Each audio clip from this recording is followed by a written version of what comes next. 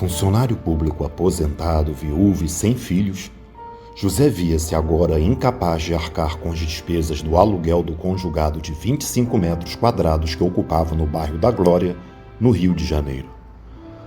Passava os dias recortando anúncios nos jornais em busca de um imóvel cujo aluguel coubesse no seu orçamento. Sempre vivera na zona sul do Rio de Janeiro e a ideia de ir morar em um bairro quente da zona norte o apavorava. Foi na zona sul que aprendeu a dar os primeiros passos, conheceu a primeira namorada e foi morar após se casar. Certa manhã, a despeito de todos os infortúnios que pontilhavam sua história de vida, acordou feliz a cantarolar um samba-canção. Chegou a aventar a hipótese de estar ficando louco. Foi apenas depois de pousar os olhos no jornal, xícara de café em uma mão e cigarro na outra, que José viu-se descortinar diante de si, se não a visão de um novo futuro, ao menos uma luz no fim do túnel. A alegria matinal inusitada era, de fato, uma premonição. Alugo casa em condomínio de luxo em Itaipava.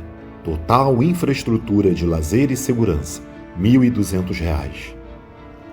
Com o coração aos saltos, apanhou o telefone e discou o número.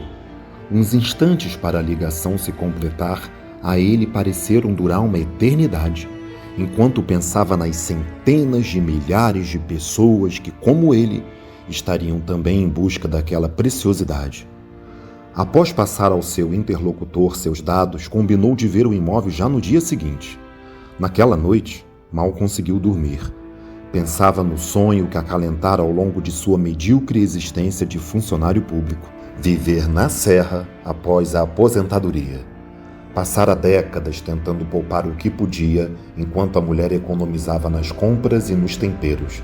Mas imprevistos de toda ordem sempre conspiravam para adiar seus planos. Suas últimas economias foram gastas ao longo dos 6 meses que antecederam a morte de sua esposa moribunda. Aquela ocasião, já não podiam mais arcar com as despesas dos planos de saúde, e a moléstia incurável que acometera a companheira o apanhou com as calças na mão. Agora, José sonhava acordado em viver seus últimos anos na serra, longe do calor escaldante da cidade, ao pé da lareira, lendo seus livros, pitando seu cachimbo e tomando chocolate quente. Acordou às 5h30 da manhã, tomou banho, aprontou-se, engoliu uma média com pão e manteiga no boteco da esquina e ficou a contar os minutos e as horas.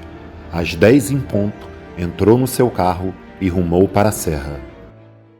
A imponente entrada do condomínio lembrava a José os portões de Brandemburgo, muito embora nunca tivesse visitado a Europa, ele, cujo passeio mais longo havia sido a Buenos Aires, em lua de mel. Ao informar ao segurança na guarita o número da residência, este fez um gesto para que aguardasse e pegou um interfone. Pouco depois, deu-lhe permissão para seguir adiante. Nessa hora, seu velho carro popular, combalido com o esforço da subida da Serra de Petrópolis, engasgou, tossiu e morreu. Diante do olhar impassível do segurança, saltou do veículo e o empurrou até junto ao meio-fio da alameda que atravessava o condomínio. Caminhou por ruas arborizadas onde crianças risonhas pedalavam suas bicicletas, passou por casas imponentes, verdadeiras mansões sem muros, como nos filmes de Hollywood.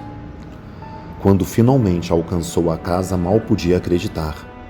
Era uma residência digna de um embaixador, munida de um pórtico em estilo neoclássico, com telhado em 6 águas, cercada por um jardim com a grama bem aparada e com janelas enormes, deveria ter, no mínimo, uns 600 metros quadrados de área construída. Não podia ser verdade. Com certeza o preço saíra por engano no anúncio, e o corretor também se enganara quando confirmou o valor pelo telefone, concluiu. Pensando nisso, e temendo maior vexame, girou sobre os calcanhares. Já se afastava quando ouviu alguém chamá-lo pelo nome. Parou e voltou-se, sentindo um calor invadir suas faces. Após um breve aperto de mão, o corretor o conduziu através de um jardim lateral. O terreno da mansão era muito maior do que imaginara. Passou por um tipo de playground com escorregas, gangorras e balanços, uma enorme piscina cercada por mesas munidas de guarda-sóis, uma lavanderia e, finalmente, uma cerca de madeira com um pequeno portão formando um quadrado, no centro do qual havia uma pequena casa de boneca ou coisa parecida. Paradoxalmente, José sentiu um alívio. Na certa, alugava uma casa de boneca. O mal-entendido seria desfeito e ele poderia finalmente voltar para sua vida ordinária, na qual jamais se permitiria sonhar tão alto novamente. O corretor explicou que se tratava da casa do Pluto, o cão da raça Mastiff que falecera há 2 meses. A residência, conforme lhe explicou o agente imobiliário, possuía sala, lareira e banheiro na parte de baixo e, na parte superior, um quarto com uma sacada. No total, 35 metros quadrados bem distribuídos, a bela vista para a residência principal, o clima suíço da serra e o acesso por uma servidão que dava na rua de trás. Ao ouvir a descrição, José, a princípio, fingiu uma tosse para ocultar o riso. Depois, não resistindo, deixou que o riso se transformasse em gargalhadas que lhes trouxeram lágrimas aos olhos. Diante da indignação do corretor, José assumiu um ar sério, porém feliz. Secou as lágrimas e perguntou: "Quando posso fazer a mudança?"